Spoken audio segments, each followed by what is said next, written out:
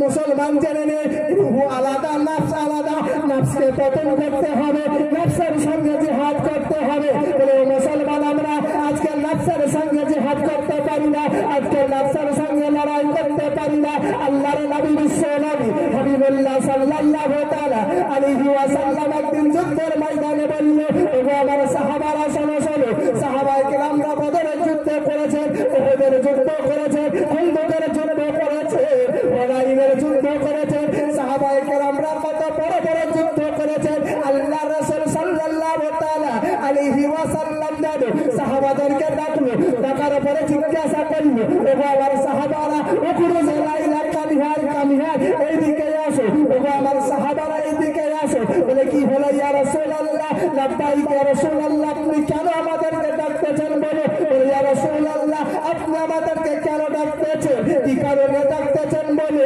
ইয়া রাসূলুল্লাহ নবী গো আপনি আমাদেরকে যুদ্ধের ময়দান থেকে কেন ডাকতেছেন বলে নবী আমার বলতেছে ওগো আমার সাহাবারা তোমরা বদরের যুদ্ধ করেছো উহুদের যুদ্ধ করেছো হুনাইনের যুদ্ধ করেছো খন্দকের যুদ্ধ করেছো তোমরা বিভিন্ন যুদ্ধ করেছো তোমার ছেলে মেয়েকে রেখে তোমার ধন সম্পদকে রেখে তোমার টাকা পয়সাকে রেখে তোমার জমি জায়গাকে রেখে তুমি সমস্ত কিছু রেখে তুমি যুদ্ধতে আটান্ত হয়েছো যুদ্ধতে উপস্থিত হয়েছো তবে আল্লাহ পাক জিবরাইলের মাধ্যমে আমাকে জানিয়ে দিল ওগো আমার নবী যে সাহাবারা যুদ্ধ করতেছে এই সাহাবারা যুদ্ধকে ছোট যুদ্ধ কি ছোট যেটা কি যুদ্ধ ছোট যুদ্ধ সাহাবারা এত বড় বড় বদরের যুদ্ধ নাম শুনেছেন উহুদের যুদ্ধ করেছে সামনে মারা যাবে না একটু সামনে মারা যাবে না এই পদ্ধতি আমরা সামনে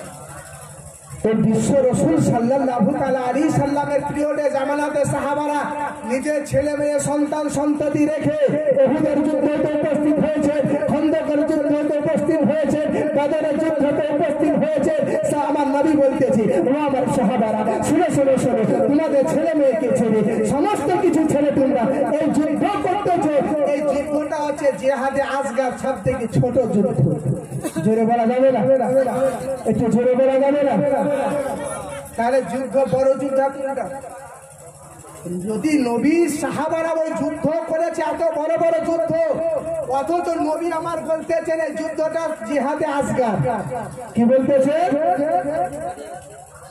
জিহাদে আসগার ছোট যুদ্ধ আল্লাহু আকবার কবিরা মুসলমান কুরবান হয়ে যায় নবী পাক আমার নবী পাককে বলতেছে আসসালাতু ওয়াসসালামু আলাইকা রাসূলুল্লাহ আসসালাতু ওয়াসসালামু রাসূলুল্লাহ নবী গো আপনি বলে দেন এর চাইতে বড় যুদ্ধ কোথায় পাওয়া যাবে, এর চাইতে বড় যুদ্ধ কোন জায়গাতে আছে?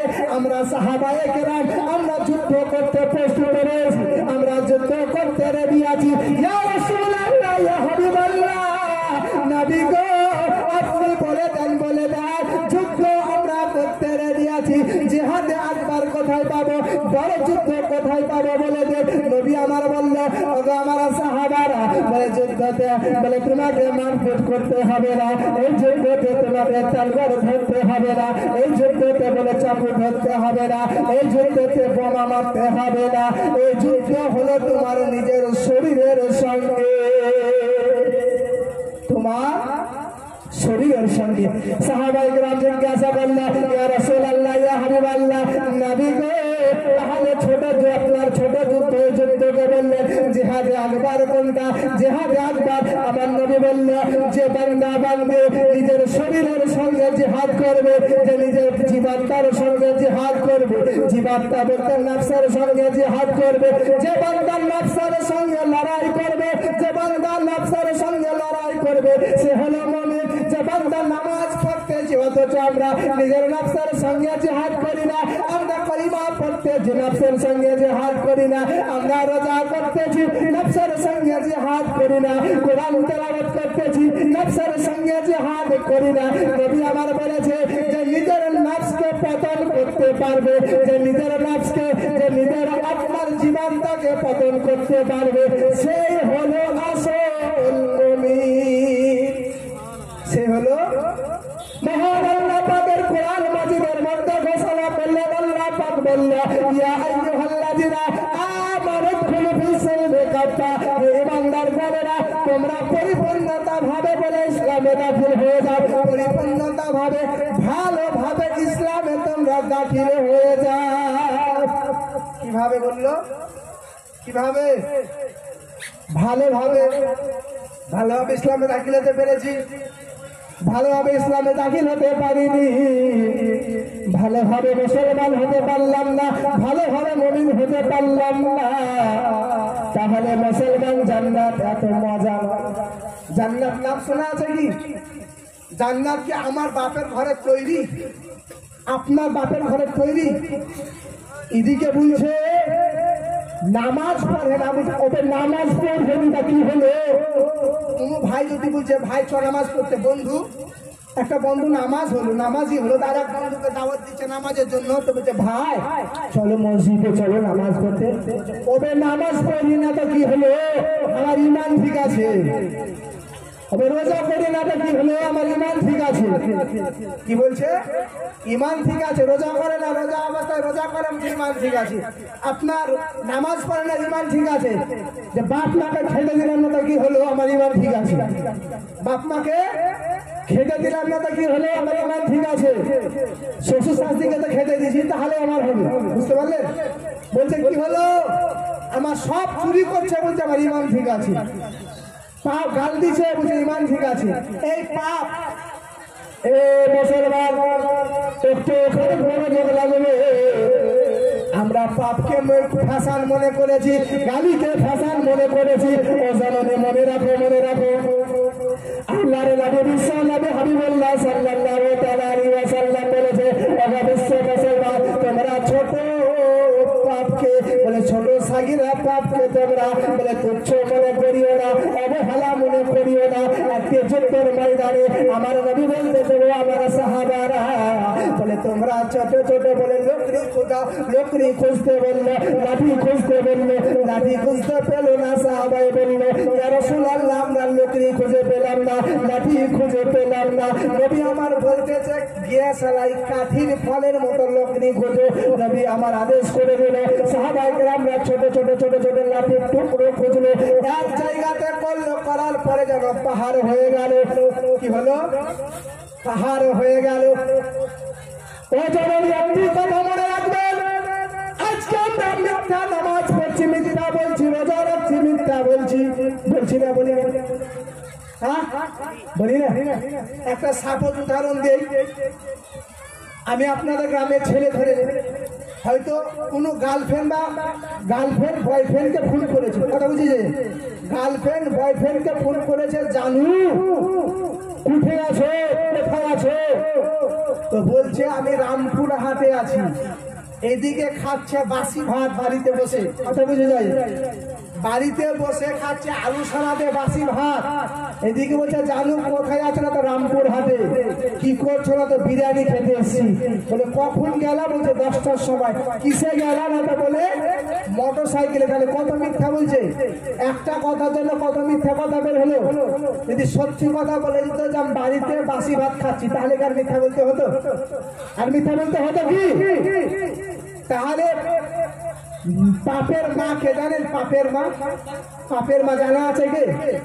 ও মা খালা বোনেরা একটু এখানে মনে রাখবে, পাপের মা হলো মিথ্যা, জিন্দগিতে মিথ্যা বলবে না। হাদিস শরীফের মধ্যে এসেছে যে বান্দা বান্দি মিথ্যা কথা বলে, মহান আল্লাহ পাকের ফেরেশতা, রহমতের ফেরেশতা, রহমতের ফেরেশতা, রহমতের ফেরেশতা 1 কিলোমিটার আপনার দূরে সরে চলে যায়। যে মিথ্যা কথা বলবে তার তার কাছ থেকে রহমতের ফেরেশতা দূরে সরে যাবে। ও জননী মুসলমান, আর একটি কথা, একটা মশলা বলে যে আপনার মা বোনেরা গ্রামগঞ্জে প্রচারিত আছে, গ্রামের মানুষরা বলে থাকে এক কাঁধে শয়তান আছে, এক কাঁধে ফেরেশতা আছে। মহান আল্লাহ পাক ঘোষণা করলো ওয়া ইন্নাকা আলাইকা হাফিজুন কারামান কাতিবিন। ও জগতের মানুষেরা, ও আমার বিশ্ব বান্দা বান্দিরা, তোমরা শুনে নাও, শুনে নাও, প্রত্যেক মানুষের কাছে মহান আল্লাহ সম্মানিত দুটো ফেরেশতা লিপিবদ্ধ করেছে, দুটো সম্মানিত ফেরেশতা লিখে পাঠিয়েছে। কিন্তু তোমরা বলিও না, শয়তান বলিও না, কিন্তু আমরা বলে থাকি এক কাঁধে শয়তান, এক কাঁধে ফেরেশতা। কিন্তু এই কথা কখনো বলবে না, কখনো বলবে না। দু কাঁধে দুটা ফেরেশতা আছে। জননী আমরা কত মিথ্যা কথা বলি, নামাজ পড়ি মিথ্যা কথা বলি, রোজা করি মিথ্যা কথা বলি, হজ করে এসে আমরা পাপের কাজ করি। আজকে আমরা কত রকমের মিথ্যা কথা বলি।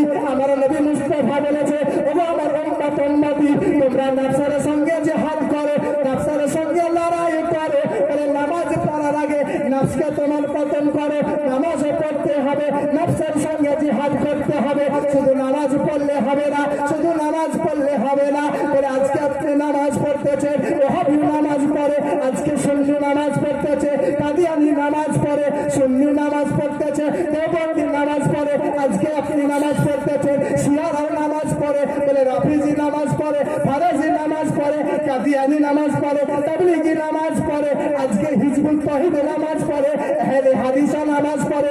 আমরাও সুন্নি মুসলমান, আমরাও নামাজ পড়ি। তাহলে তাদের মধ্যে আমাদের মধ্যে পার্থক্যটা কোথায় হলো? তাদের মধ্যে আমাদের মধ্যে পার্থক্য হবে আমরা জান্নাতি দল, আমরা জান্নাতি দল। তাহলে যদি আমরা জান্নাতি দল হয়ে গেলাম, তাদের থেকে আমরা আলাদা হবে, তাদের থেকে চলা আলাদা হবে, তাদের থেকে বলা আলাদা হবে, তাদের থেকে নামাজ আলাদা হবে, তাদের থেকে প্রত্যেকটা জিনিস আমাদের আলাদা হবে। আল্লাহু আকবার, আল্লাহু আকবার, ইয়া রাসূলুল্লাহ, জিন্দাবাদ, জিন্দাবাদ। এ বেরাদার, একটা মোটরসাইকেলের গাড়ির নাম হচ্ছে টিভিএস গাড়ি, টিভিএস মডেল। চাবি হারিয়ে গেছে, 22 স্টেজে আছে, নিয়ে যাবে। মুসলমান একটি কথা মনে রাখবেন, আমার কথা বুঝতে পারছেন কি? দেবন্দিরা নামাজ পড়ে না, পড়ে না? হ্যাঁ না বলবেন। কাদিয়ানিরা নামাজ পড়ে কি পড়ে না? রাফিজিরা নামাজ পড়ে কি পড়ে না? ওহাবি নামাজ পড়ে কি পড়ে না? তাবলিগি নামাজ পড়ে কি পড়ে না? তাহলে তারাও নামাজ পড়ে, আমরাও নামাজ পড়ি, তারাও রোজা করে, আমরাও রোজা করি, তারাও হজ করি, আমরাও হজ করি, তারাও যাকাত দেয়, আমরাও যাকাত দিই। তাহলে তাদের থেকে আমাদের আলাদা হতে হবে না, হবে না?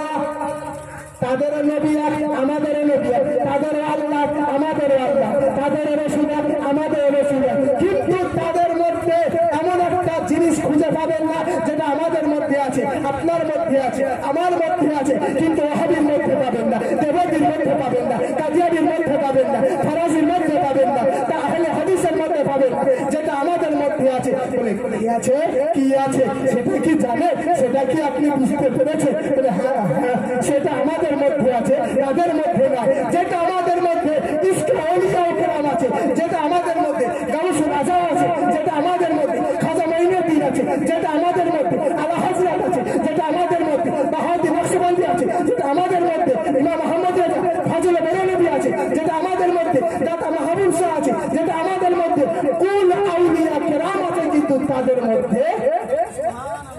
তাদের মধ্যে আছে কি? কথা বুঝতে পারছেন না? কথা বুঝতে পারছেন না? পারেন না? আমাদের মধ্যে আউলিয়া কেরাম আছে, কিন্তু তাদের মধ্যে আউলিয়া কেরাম নাই। এই কারণে আমরা জান্নাতি জান্নাতি জান্নাতি বলে আল্লাহর ওলিরা জান্নাতে নিয়ে যাবে। আপনি জানেন আজকে আল্লাহর ওলি, এটা উরুস নাকি? এটা আল্লাহর ওলির আজকে মাজারে যে উরুস। আপনাদের গ্রামে একজন আল্লাহর ওলি সাহিত্য আছে। যে গ্রামে আল্লাহর ওলি থাকে সে গ্রামে বালা মুসিবত হয় না, সে গ্রামে বিপদ হয় না, সে গ্রামে আবাদ হয় না, সে গ্রামে মহামারী হয় না। কিন্তু যে গ্রামে আল্লাহর ওলি থাকে না, যে গ্রামে হাদিস শরীফের মধ্যে আছে যদি অরিজিনাল খাঁটি খাঁটি আল্লাহর ওলি হয়, যদি যে গ্রামে যাবে সে গ্রামে 40 দিন কোনো বিপদ হবে না। সে গ্রামে 40 দিন কোনো বিপদ হবে না। যে গ্রামে আল্লাহর ওলি থাকে, আল্লাহর ওলিরা আপনার কোরআনের মধ্যে আছে। আপনার কোরআনে বলা হয়েছে আলা ইন্না আউলিয়া আল্লাহি লা খাউফুন আলাইহিম ওয়া লা হুম ইয়াহজানুন। সাফার যারা জেনারেল যারা আল্লাহর ওলি হয় তাদের হেফাজতে হয় না, তাদের পরাজগতে হয় না। এ ব্রাদার, আপনাকে জানতে হবে যে আল্লাহর ওলিরা আমাদেরকে জান্নাতে নিয়ে যাবে। বলে একটি কথা আপনাকে বলে দিই, একটা কথা বলে দিই, আপনি জেনে নিন এইটা ভারতবর্ষের বুকে, এই হিন্দুস্তানের বুকে বলে কোন নবী ইসলাম নিয়ে আসেনি, কোন পয়গম্বর ইসলাম নিয়ে আসেনি, কোন নবী পয়গম্বর ইসলাম নিয়ে আসেনি। এইখানে ভারতবর্ষের বুকে একমাত্র ইসলাম এনেছে আমার প্রাণ প্রিয় প্রাণের চাইতে ভিক্ষা, জানের চাইতে ভিক্ষা, সেটা হচ্ছে খাজা মঈনুদ্দিন চিশতি রহমাতুল্লাহ আলাইহি ভারতে ইসলাম এনেছে। ঠিক কিনা? তাহলে ভারতবর্ষের বুকে ইসলাম কে এনেছে? খাজা মঈনুদ্দিন চিশতি রহমাতুল্লাহ আলাইহি। আজকে কিছু লোক বলে যে ওলি মানা যাবে না, ওলি মানা যাবে না, ওলি দরবারে যাওয়া যাবে না, ওলি হওয়া যাবে না, ওলি হওয়া যাবে না। বলে সর্বপ্রথম আমি আজকে চ্যালেঞ্জ করে দিয়ে যাচ্ছি, সর্বপ্রথম বলে কোরআনের মধ্যে 26 পারা সূরা ফাতহার মধ্যে বলে 29 নম্বর আয়াতে বলেছে, আল্লাহ বায়াতের কথা বলেছে। বায়াত মানে কি জানেন? মুরিদ। বায়াত মানে কি গো? বায়াত মানে মুরিদ। আপনারা মুরিদ আছেন? কেউ মুরিদ নাই? বায়াত মানে মুরিদ। বলে মুরিদ শব্দের অর্থ যদি বিশ্লেষণ করতে যায় মানে অঙ্গীকার করা, ওয়াদা করা।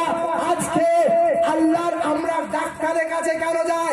এ মা, এ বোন, হে খালা, হে সিস্টার, হে মুসলমান উম্মা, একটি কথা মনে রাখো। আজকে আমি এটাই বলতে চাই, এটাই তোমাদেরকে জানাতে চাই।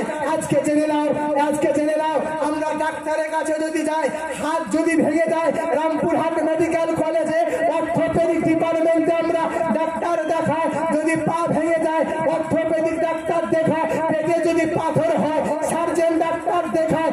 ঠিক কিনা? দেখায় না? দেখায় না? ট্রিটমেন্ট যেন যেখানে যাবো, যেখানে সঠিক ট্রিটমেন্ট হয়।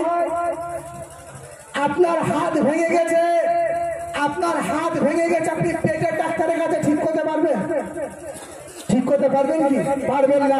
ওজনে মনে রাখো, একটি কথা কান খুলে শুনে না, যদি হাত ভেঙে যায়, যদি পা ভেঙে যায়, তাহলে অর্থোপেডিক হাড়ের ডাক্তারের কাছে যেতে হবে। পেটের পাথর হলে পেটের ডাক্তারের কাছে যেতে হবে। তাহলে যে জায়গাতে ট্রিটমেন্ট হবে, যে জায়গাতে তোমার নার্সের ট্রিটমেন্ট হবে, যে জায়গাতে তোমার ট্রিটমেন্ট হবে, সেই জায়গাতে যেতে হবে। যেখানে অরিজিনাল ট্রিটমেন্ট হবে সেই জায়গাতে যেতে হবে। জননী আমরা আজকে আজে বাজে দরবার দিয়ে থাকি, উল্টা পাল্টা দরবার দিয়ে থাকি। অনুরোধ করে বলি, আপনার যেখানে ট্রিটমেন্ট হবে, যেখানে নাফসের এলাজ হবে, নাফসের ট্রিটমেন্ট হবে, নাফসের চিকিৎসা যেখানে হবে, সেই জায়গাতে যান। আজকে নাফসের ট্রিটমেন্ট যদি না করতে পারো, নাফসের যদি জিহাদ করতে না পারো, আমার নবী বলেছে যে সর্বপ্রথম বলে নামাজ, রোজা, হজ, যাকাত চাইতে নাফসের সঙ্গে জিহাদ করতে হবে। নাফসের সঙ্গে যদি জিহাদ করতে না পারো, বলে পাক্কা সচ্চা আসল মুমিন হতে পারবে না। ও জননী বলে নাফস কি জিনিস? নাফস আপনার ওরাই ট্রিটমেন্ট করতে পারবে। বলে কারা ট্রিটমেন্ট করবে? বলে যারা আল্লাহর ওলি হবে, যারা আল্লাহর ওলি হবে, যারা আল্লাহর প্রিয় বান্দা হবে, তারাই আপনার নাফসের ট্রিটমেন্ট করবে। ডাক্তারের কাছে যায় অসুখ ছাড়াবার জন্য, ডাক্তারের কাছে যায় আমরা অসুখ ছাড়াবার জন্য ডাক্তারের কাছে যাই। আর তোমার ইমানের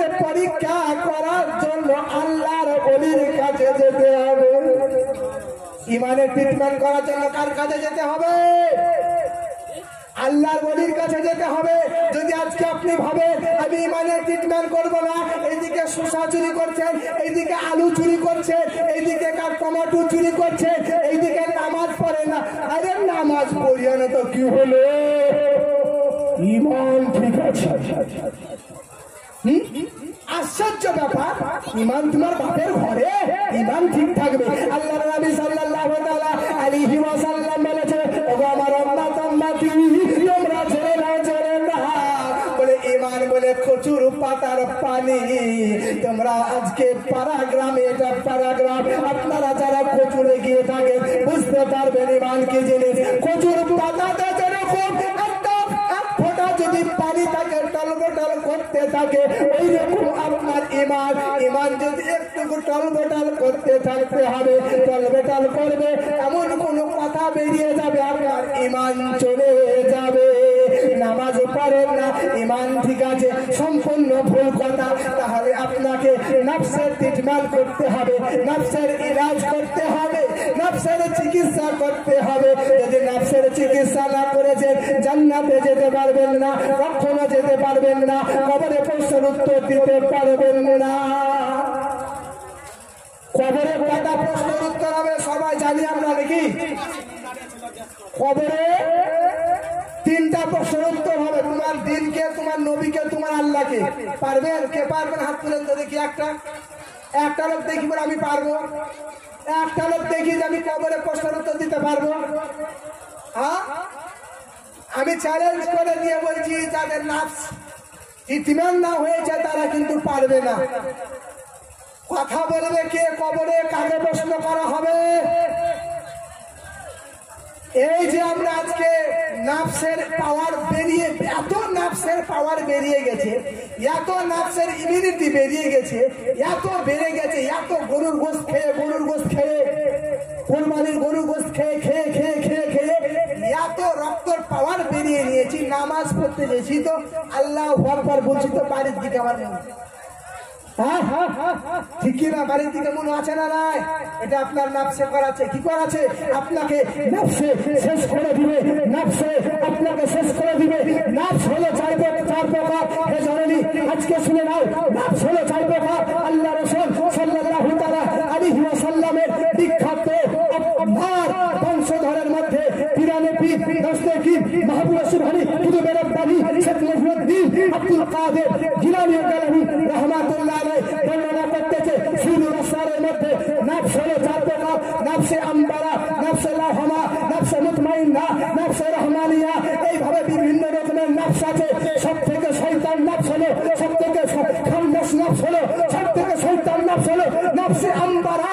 এই জন্যই নাফসে আম্বারাকে যতদিন না শেষ করতে পারবে, নাফসে আম্বারাকে যতদিন না তুমি পতন করতে পারবে, তুমি সচ্চা মুমিন হতে পারবে না, পাকা মুমিন হতে পারবে না। বলে কেন না পারবে? মৌলভী সাহেব এমন কথা বলতেছে, আমি নামাজ পড়ি, আমি রোজা করি, আমি কোরআন তেলাওয়াত করি, আর আমি মুমিন না। আপনি কোন ধরনের কথা বলেন? আজকে বড় পীরের কিতাব উঠিয়ে দেখুন, কিতাবের নাম সুদুল আসলাহ। বড় পীর বলতেছে, হে জগতের মানুষ, আজকে তোমরা শুনে নাও, আমি বড় পীর মাদ্রাসা কমপ্লিট করে, মুফতি কমপ্লিট করে, হাফিজ কমপ্লিট করে, আমি আমার মুর্শিদের দরবারে দীর্ঘক্ষণ ধরেছিলাম, নাফসের ট্রিটমেন্ট করেছি, নাফসকে পতন করেছি। খাজা মাইনুদ্দিনকে জিজ্ঞাসা করুন, খাজা মাইনুদ্দিন জিজ্ঞাসা করুন, খাজা মাইনুদ্দিন চিশতি রহমাতুল্লাহ আলাইহি বলবে, আমি মাদ্রাসা কমপ্লিট করে আমি হারুন শহরে খাজা ওসমান হারুনির দরবারে 12 বছর গোলামি করেছি। গোলামি করার পরে নাফসের ট্রিটমেন্ট করেছি, নাফসকে পতন করেছি, তারপরে আমি আল্লাহর ওলি হয়েছি, তারপরে পাক্কা সচ্চা মুমিন হয়েছি। নাফসের ট্রিটমেন্ট যে না করতে পারবে সে পাক্কা সচ্চা মুমিন হতে পারবে না। বলে কেন না? বলে আজকে আল্লাহু আকবার বলে মৌলভী সাহেব নিয়ত করেছে। আপনার মন থাকে নামাজের মধ্যে, হ্যাঁ কিনা? ঠিক কথা বলবেন। শুক্রবারে আমরা সবাই নামাজ পড়ি, ঠিক কিনা? শুক্রবারে আমরা সবাই নামাজ পড়ি, কিন্তু আল্লাহু আকবার বলে তাহারিমা বেঁধে বাঁধার পরে আমাদের মন কি নামাজের দিকে থাকে? থাকে না? কি না থাকে? থাকে না। বলে কারণটা কি? বলে কে আমাদেরকে দৌড়িয়ে নিয়ে বেড়াচ্ছে? বলে কে আমাদেরকে দুনিয়ার মায়াতে মাতালো? কে আমাদেরকে দুনিয়াতে মাতালো? কে দুনিয়ার আপনার ভালোবাসাতে মাতালো? আল্লাহ রাসূলকে জিজ্ঞাসা করা হলো, ইয়া রাসূলুল্লাহ, ইয়া হাবিবাল্লাহ, নবী গো, আপনি দুনিয়ার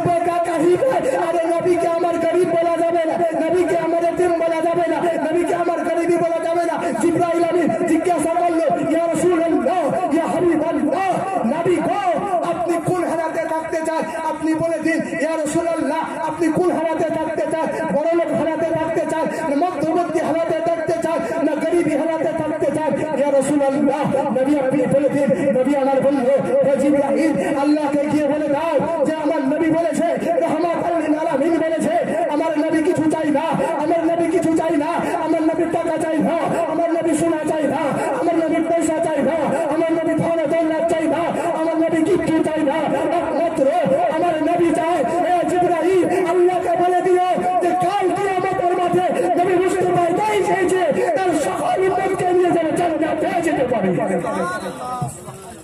কথা বোঝা গেল? নবী আমার কি বলেছে? জিবরাইল বলতেছে নবী আপনি কি হালাতে থাকতে চান? আমিরি হালাতে। নবীকে বলা হয়েছে ওমার সাল্লাকা ইল্লা রাহমাতাল লিল আলামিন। নবী আমার নিজেই রহমত, সারা জাহানের জন্য রহমত। আজকে কিছু মৌলভী বলছে নবী আমার গরিব ছিল। আস্তাগফিরুল্লাহ, নবী আমার গরিব ছিলেন না, নবী আমার বড় লোকের বড় লোক, নবী আমার নিজেই রহমত ছিলেন, নবী আমার নিজেই বরকত ছিলেন, নবী আমার নিজেই বরকত নূর ছিলেন। আজকে নবীকে জিজ্ঞাসা করেছে, নবী বলল বলে কেন না জিবরাইল জানো? জিবরাইল কেন আমি আজকে গরিবী হালাত পছন্দ করে নিলাম তিনি জানো? ইয়া রাসূলুল্লাহ আমি জানি না গো নবী, আপনি যদি বলে দেন যে কেন নবী আজকে গরিবী হালাত পছন্দ করলে। নবী আমার বলতেছে এ জিবরাইল শুনে শোনো, আমি নবী যদি চাইতাম জান্নাতের খাত চলে আসতো, আমি নবী যদি চাইতাম হাউজে কাউসারের পানি চলে আসতো, আমি নবী যদি চাইতাম আপনার জান্নাতের খাবার চলে আসতো, আমি নবী যদি চাইতাম জান্নাত আপনার পৃথিবীতে চলে আসতো, কিন্তু না না না আমি এটা চাই না। হে জিবরাইল শোনো শোনো শোনো, কাল কিয়ামতের মাঠে, কাল রোজ হাসরের মাঠে আমার কিছু গরিবী উম্মত থাকবে, আমার কিছু পাপী উম্মত থাকবে, তারা কাল কিয়ামতের মাঠে পার হতে পারবে না। এ আল্লাহ জিবরাইল তুমি আল্লাহকে বলে দিও এ নবী মুস্তাফা চেয়েছে যে কাল কিয়ামতের মাঠে সকল উম্মতকে নিয়ে যেন নবী একসঙ্গে যেন জান্নাতে যেতে চায়। নবী বড় লোক হতে চায় না, নবী আমির হতে চায় না, নবী কিছু চায় না। এই জন্য তো কলমে লিখতেছেন ইমাম আহমদ রাজা ফজল বড় নবী আলী রহমত আলী জান বলতেছে कौन देता है देने के मौत चाहिए, कौन देता है देने के मौत चाहिए, देने वाला तो सच्चा हमारा नबी जरा सुभान अल्लाह तकबीर अल्लाहू अकबर तकबीर नारे रिसाला मसला के आला हजरत जिंदाबाद जिंदाबाद। কাল কিয়ামতের মাঠে আমার নবী এই জন্য জিবরাইল বলেছিল ইয়া রাসূলুল্লাহ ঠিক আছে আল্লাহকে জানিয়ে দেওয়া হবে এ আল্লাহ গো আপনার হাবিব আপনার নবী দুনিয়াতে বড় লোক হতে চায় না, আমির হতে চায় না, টাকা পয়সা চায় না। কাল কিয়ামতের মাঠে সকল উম্মতকে নিয়ে পাপী তাপী উম্মতকে নিয়ে সকলকে নিয়ে যেন জান্নাতে চায়। এই জন্য আমার আলা হযরত কি বলল কौन देता है कौन देता है।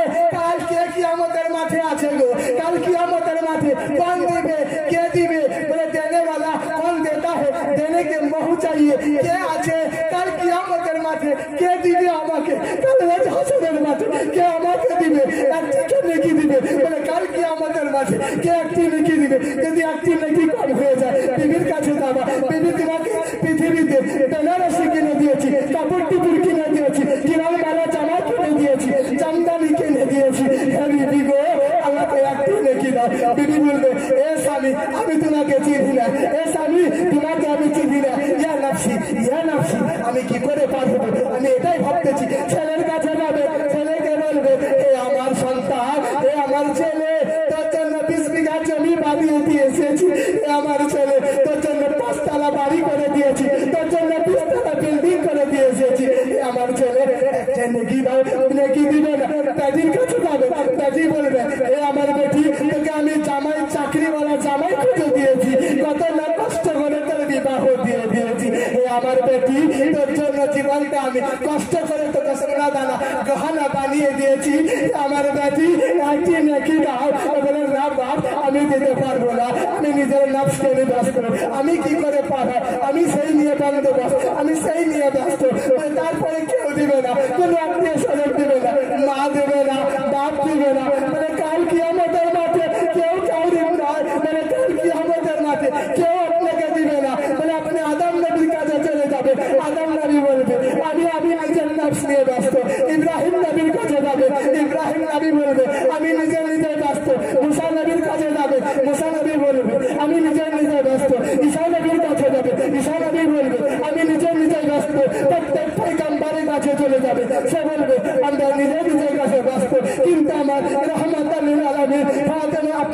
বিশ্ব রাসূল সিজদাতে রত হয়ে থাকবে আপনার আল্লাহ বলবে হে আমার হাবিব তুমি মাথা উঠাও বলে তুমি কি চাও বলো বলে আল্লাহ যেদিন তুমি আমাকে বলেছিল নবী গো তুমি পরলোক হতে চাও আল্লাহ আমি চাইনি আজকে আমি ততক্ষণ অবধি মাথা উঠাবো না বলে যতক্ষণ না তুমি আমার সকল উম্মতকে জান্নাতে না দিবা আমার সকল উম্মতকে জান্নাতে না দিবা আমি ততক্ষণ অবধি আমি মাথা নত করবো না আমার সকল উম্মতকে যতক্ষণ ক্ষমা না করবা আমি মাথা উঠাবো না আমি রাসূলুল্লাহ আমার উম্মতকে নিয়ে আমি জান্নাতে যেতে চাই আমি জান্নাতে যেতে চাই আল্লাহ আমি মাথা তখন উঠাবো ফাতেমাকে বলবে এ ফাতেমা মাথা উঠা বলে মাথা উঠাবো না ইয়া রাসূলুল্লাহর উম্মত যতক্ষণ না জান্নাতে যাবে আমি ফাতেমা মাথা উঠাবো না আল্লাহ বলবে ও বিশ্ব রাসূল হে রহমতে আলম হে দয়ার নবী হে পাপীদের উদ্ধার করতা নবী আপনি মাথা উঠাও আপনি মাথা উঠাও আপনার সকল উম্মতকে মাফ করে দেওয়া হবে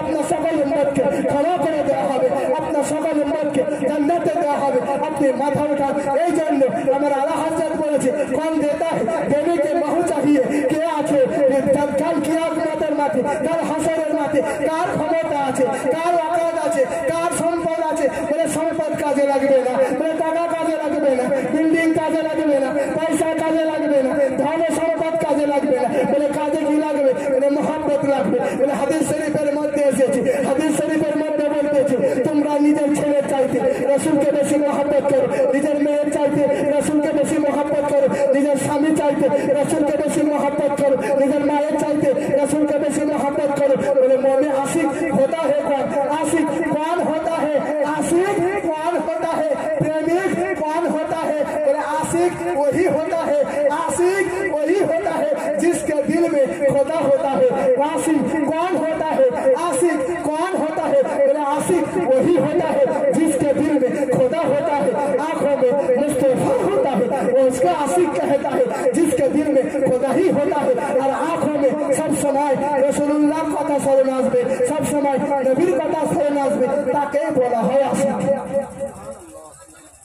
বুঝা গেল কি আমার কথা বুঝতে পারছেন তাহলে কাল কিয়ামতের মাঠে কে আপনাকে দিবে আমার নবী ছাড়া কেউ দিতে পারবে না আমার নবী ছাড়া কেউ দিতে পারবে না তাহলে আমার নবীকে মহব্বত করতে হবে কি হবে না আপনার বেটির কাছে যাবে বেটি দিলে না বাপ দিলে না মা দিলে না স্ত্রী দিলে না ভাইপু দিলে না ভাই দিলে না আত্মীয় স্বজন কেউ দিলে না যদি তারা যদি না দেয় তাহলে তাদেরকে মহব্বত করে লাভ আছে না মহব্বত করার মতন করতে হবে আপনি আবার আমার কথা শুনে হয়তো সকালকে দিদিকে একবার ধুম মচলে পালো দিয়ে মৌলবীদেরকে মারতে বলেছে ভালোবাসতে বলে ভালোবাসার মতো বাসো মহব্বত করার মতন করো কিন্তু সর্বপেক্ষা সর্বভূতকাল ফার্স্টে আমার নবীকে ভালোবাসতে হবে সমস্ত রিলেটিভ আগে বলে নবী আমার আউলা ওয়ালা নবী আমার সব থেকে আলা সব থেকে উঁচা নবীকে আগে সব থেকে ভালোবাসতে হবে নবীকে যদি মহব্বত না করে তাহলে কাল কিয়ামতের মাঠে নবীকে খুঁজে পাবেন না বলে যার সঙ্গে যার মহব্বত এ বেরাদার একটি কথা বলে দেয়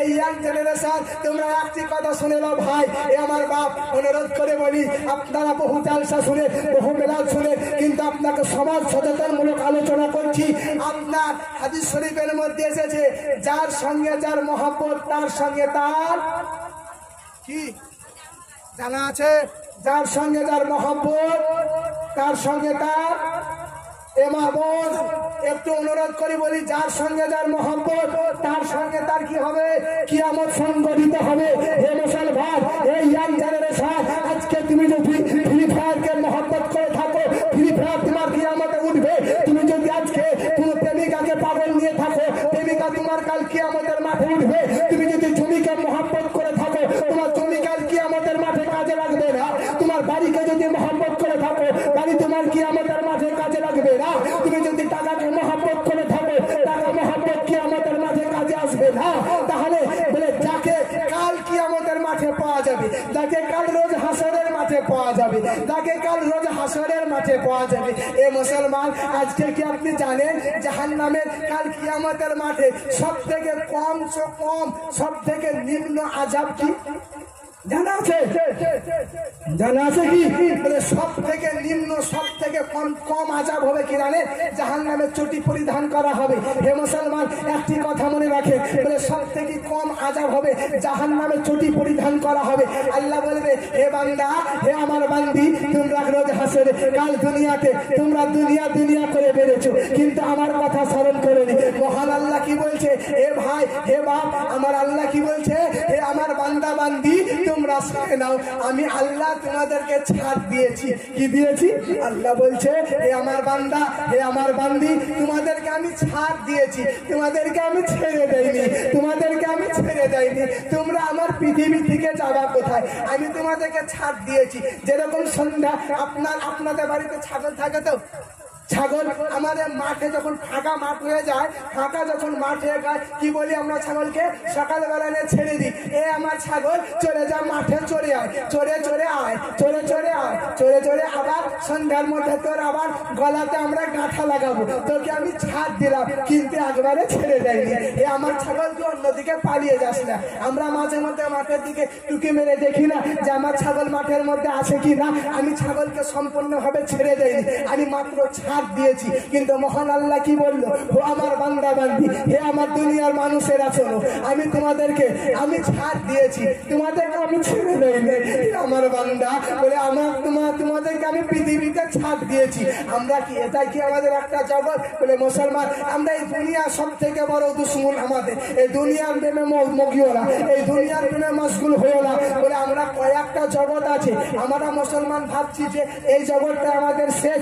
জি না মুসলমান, বলছে মরবো তো তখন দেখা যাবে, মরার পরে যা হবে তা হবে। আরে মরার পরে তো কি বুঝতে পারবি? একবার মরার আগে মরে যায়। আপনার একজন মুর্শিদাবাদের বিখ্যাত আল্লাহর ওলি আলিমউদ্দিন শাহ ওরাহারি রহমাতুল্লাহ আলাইহি বললো, ও আমার নবী মুস্তাফার উম্মতি, তোমরা তো মরবে অবশ্যই, কিন্তু মরার আগে একবার মরে দেখো, একবার মরার আগে একবার মরে দেখো। যদি মরার আগে একবার মরতে পেরেছো, তাহলে তুমি বুঝতে পারবে।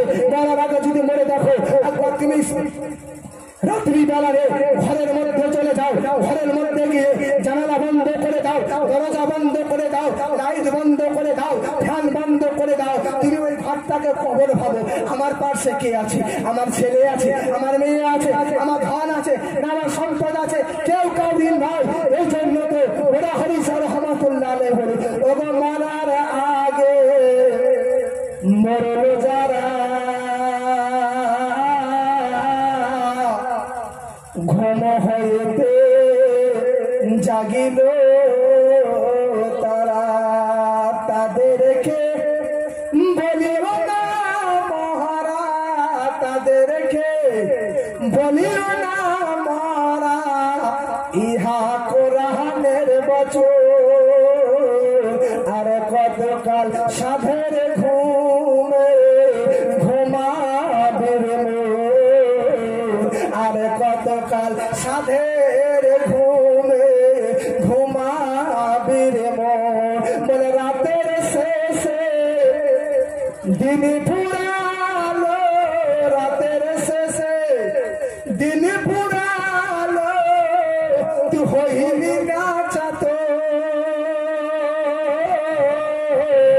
আর কতকাল সাধের ঘুমে ঘুমাবে রে মন। বলে দিনের শেষে রাতে ফুরালো, দিনের শেষে রাত ফুরালো, তুমি হইলা না চাতো।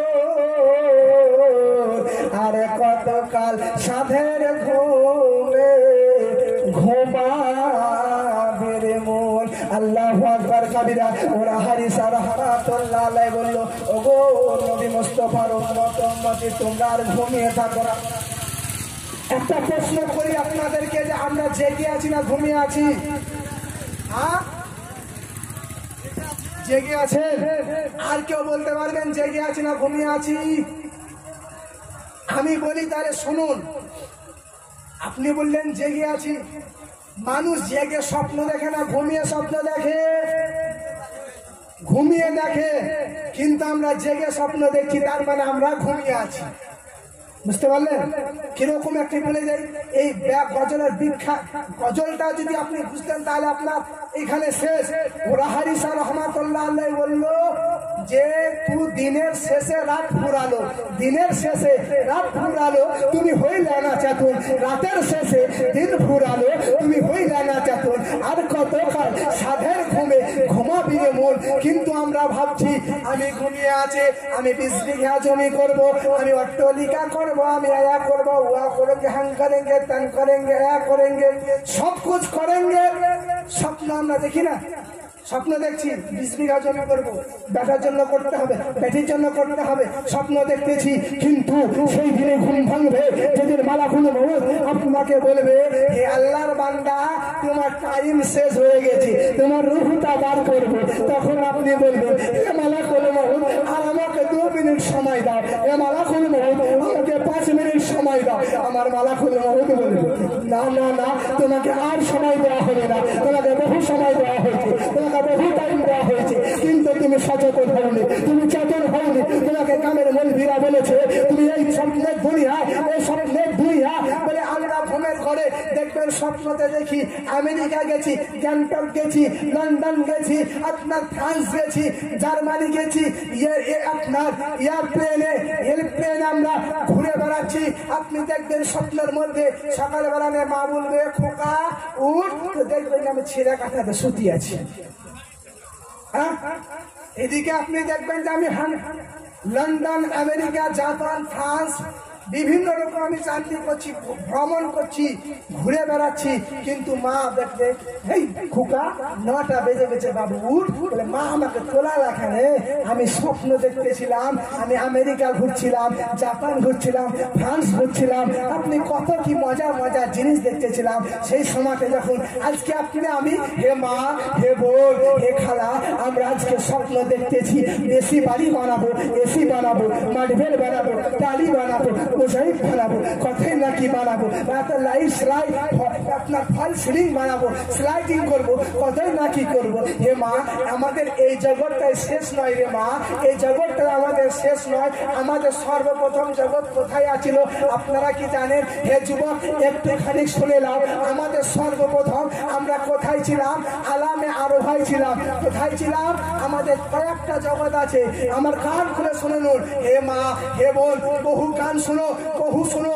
এই ধরনের বক্তব্য কোনো জায়গাতে পাবে না। আমি চ্যালেঞ্জ করে দিয়ে বলি, এই রকম ধরনের বক্তব্য তুমি কোনো জায়গাতে পাবে না। আমি বলি যে সর্বপ্রথম আমি কোথায় ছিলাম?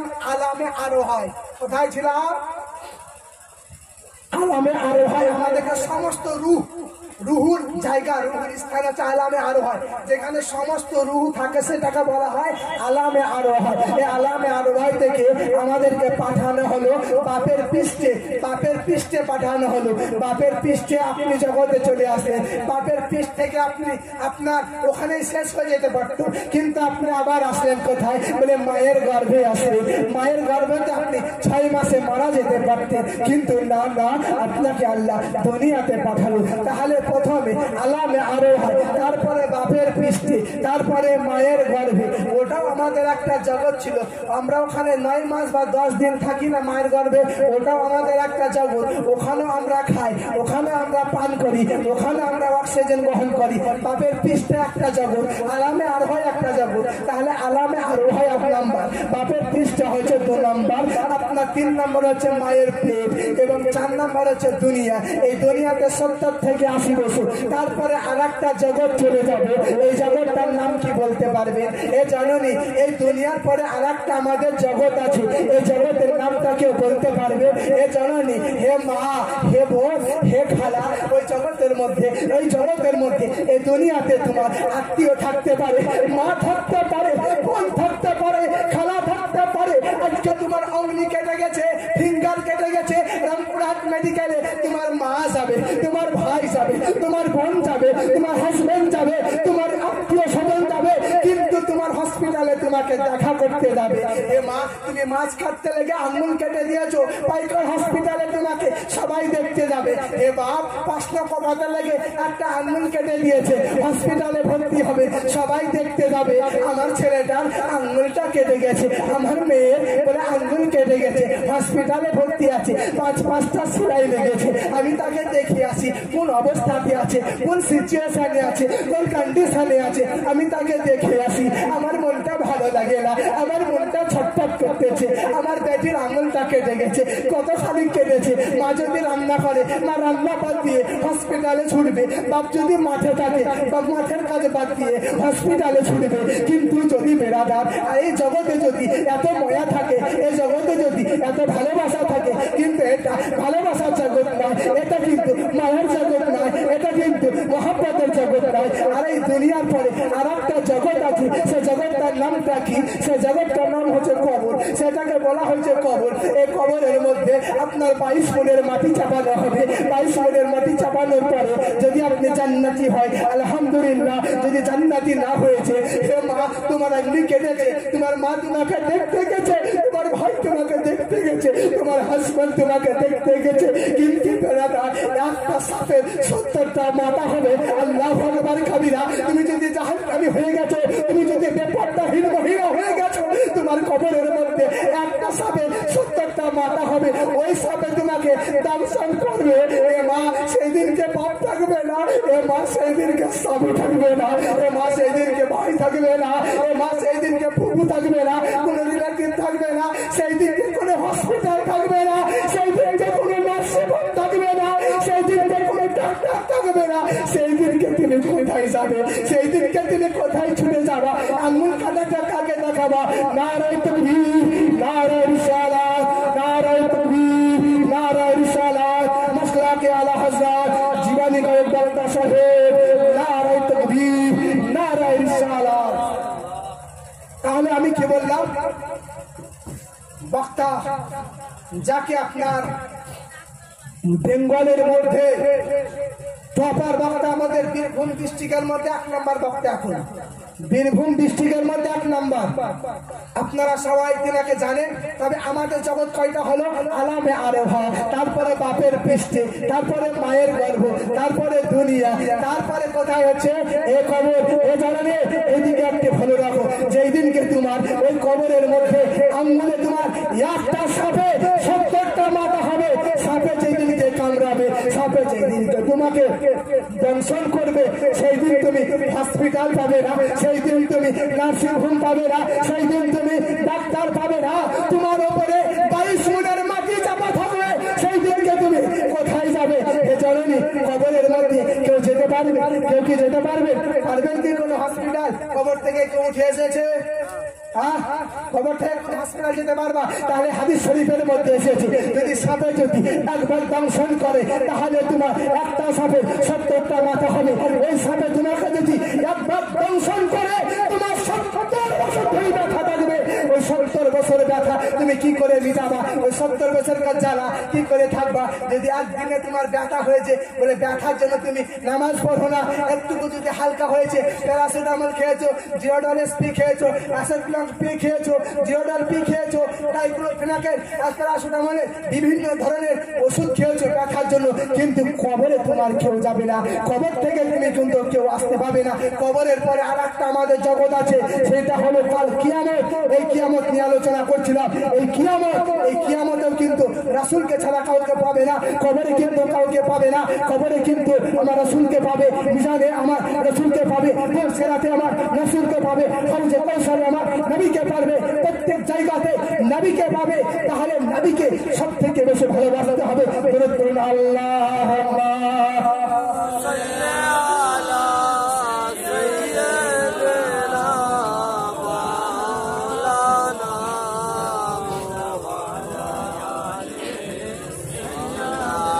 আলে সাইয়্যিদিনা। আমার পরে না হাসবে কখন কেউ তো জানে না, মোর মরণ কাল কখন আসবে কেউ জানে? বলতে পারবে কেউ কখন কার মরণ আসে? কবি বলতেছে আমার মরণ আসবে কখন কেউ তো জানে না, আমার মরণ আসবে কখন কেউ তো জানে না, আমি চলে গেলে আমায় তোমরা ভুলে যাইও না, আমি চলে গেলে আমায় তোমরা ভুলে যাইও না। বলবে না বাপকে ভুলে যেছে তো স্বামী তো দূরে থাক, 40 পার হয় না একদম আপনারা লেগে গেছে ঝামেলা। হ্যাঁ বাপ মরে যাচ্ছে তো বলে ভাই ভাই যুদ্ধ লেগে গেছে, সম্পদ ভাগ কর পাবে, 40 দিন পার হলো না ঝামেলা লেগে গেছে। কবি এটাই বলতে যে সবাই ভুলে যাবা।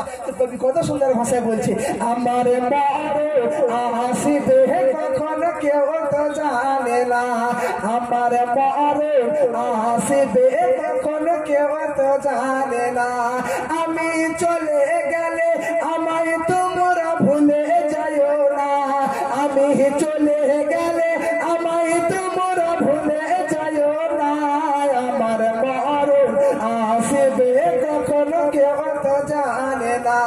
এ ভাই এই দুনিয়ায় সারা জীবন থাকার জায়গা নয়, অন্ধকার কবর যে আমার আসল ঠিকানা। এ ভাই এই দুনিয়ায় সারা জীবন থাকার জায়গা নয়, অন্ধকার কবর যে আমার আসল ঠিকানা। এ ভাই সবাই রেখে আমায় চলে আসবে, সঙ্গী হবে না। জোরে বলো, জোরে বলা যাবে না? সুবহানাল্লাহ। সবাই রেখে চলে আসবে, বাপ বেটাকে রেখে আসবে, বেটা বাপকে রেখে আসবে, কিন্তু কেউ কারোর সঙ্গী হবে না। কবি এটাই বলছে সবাই রেখে আমায় চলে আসবে, সঙ্গী হবে না, আমার মরণ আসবে কখন কেউ তো জানে না। বলে কবর মাঝে মা বাবাকে কাউকে পাবে না, কবর মাঝে টাকা পয়সা কিছু পাবে না, কবর মাঝে জমি জায়গা কিছু পাবে না, কাকে পাবে তিনি হলেন সাহেব মদিনা, আরে যাকে পাবে তিনি হলেন সাহেব মদিনা। ও ভাই বুঝবে সেদিন, ও ভাই জানবে সেদিন, ও ভাই বুঝবে সেদিন নবী বিনে আপন কেহ না, ও ভাই জানবে সেদিন, ও ভাই জানবে সেদিন নবী বিনে আপন কেহ না, ও ভাই জানবে সেদিন নবী বিনে আপন কেহ না, আমার মরণ আসবে কখন কেউ